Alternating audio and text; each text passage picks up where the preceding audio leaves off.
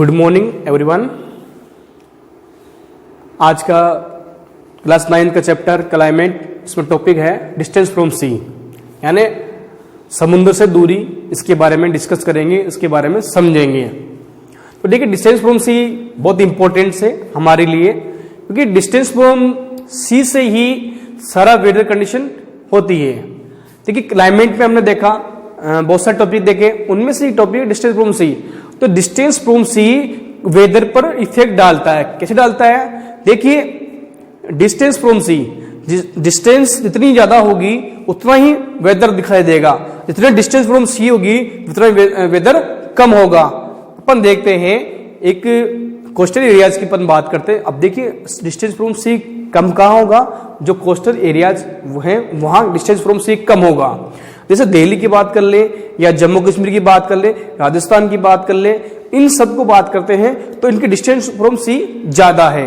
अब distance from सी ज्यादा है तो कंडीशन, वेदर कंडीशन होगी, यानी वेदर कंडीशन बोलते हैं सर्दी भी होगी, गर्मी भी होगी।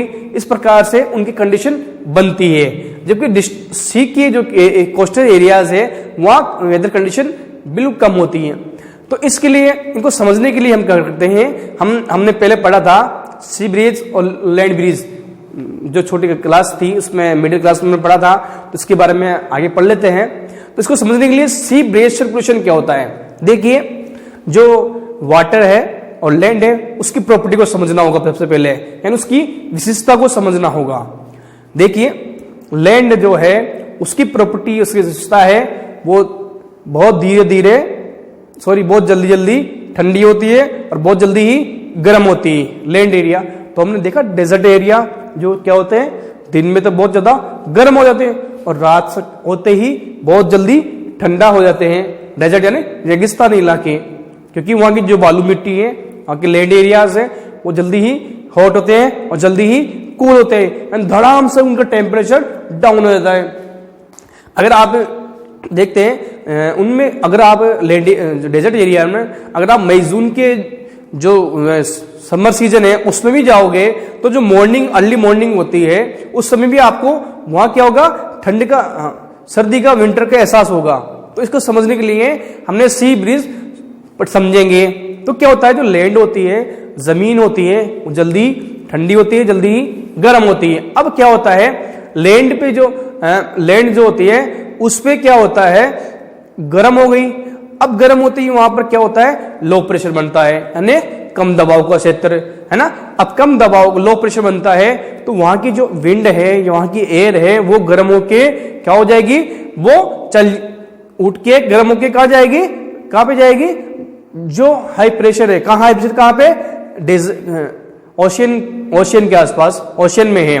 तो वहां से जो लो प्रेशर बनता है लैंड पे, उस और हाई प्रेशर बनता है ओशियन में। तो वहां की जो एयर है वो क्या करती है, वो चले जाती है कहां पर, सी के ऊपर। तो वहां से अब क्या होता है, जो लैंड की एयर है वो कम हो लो प्रेशर की वजह से क्या होता है, वो वहां जगह खाली हो जाती है। तो उसको स्थान लेने के लिए, उसको फिलअप करने के लिए ओशियन से या वाटर की ओर से आने वाली एयर या विंड वहां जाती है। अब जो आपको पता है, पानी जो होता है उसकी प्रॉपर्टीज, उसकी विशेषता ये होती है कि वो धीरे धीरे ठंडा होता है और धीरे धीरे ही गर्म होता है। अब लैंड गर्म है तो जो ओशियन है या वाटर है वो ठंडा है। अब वाटर से आने वाली जो एयर है वो कैसी होगी, वो बिल्कुल ठंडी होगी। और ठंडी होगी तो वो अब ठंडी ठंडी हवाएं कहां जाएंगी, कोस्टल एरियाज में।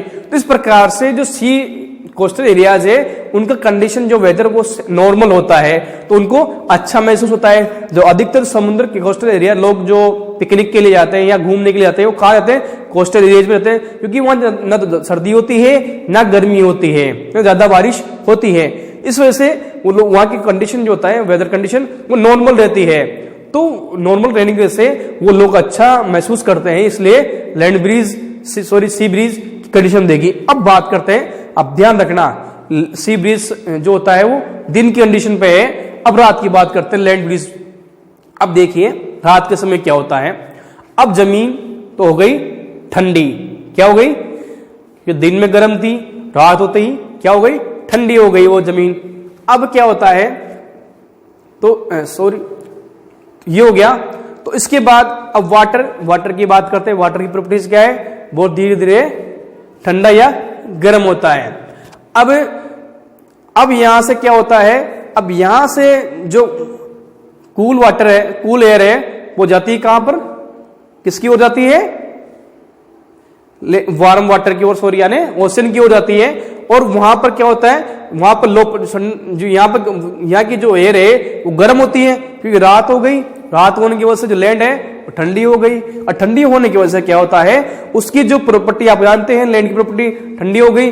अब वो ठंडी होने की वजह से अब वहां की जो एयर है तो वो क्या करती है वहां से, क्योंकि यहाँ बन गया हाई प्रेशर, यह बन गया लो प्रेशर।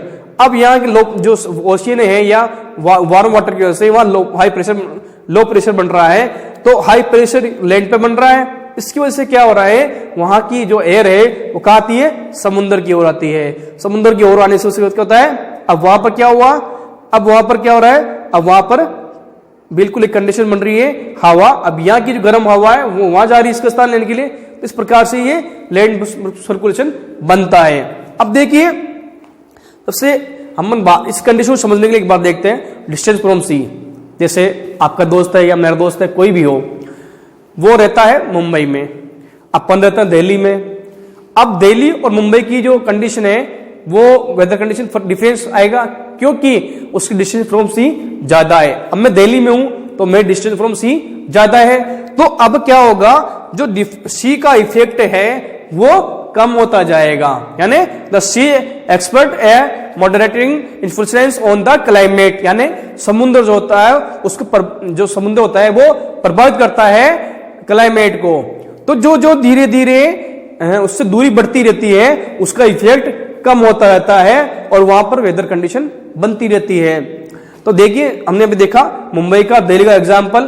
तो इस प्रकार से ये हमारे लैंड ब्रिज और सी बीच सिलेबस में तो नहीं है, पर मैंने आपको डिस्टेंस फ्रॉम सी समझाने के लिए ये चीज समझाई है, तो आपको समझ में आ जाएगा डिस्टेंस फ्रॉम सी और के बारे में। और क्वेश्चन है तो आप मुझे पर्सनली व्हाट्सएप पे कर सकते हैं। Thank you.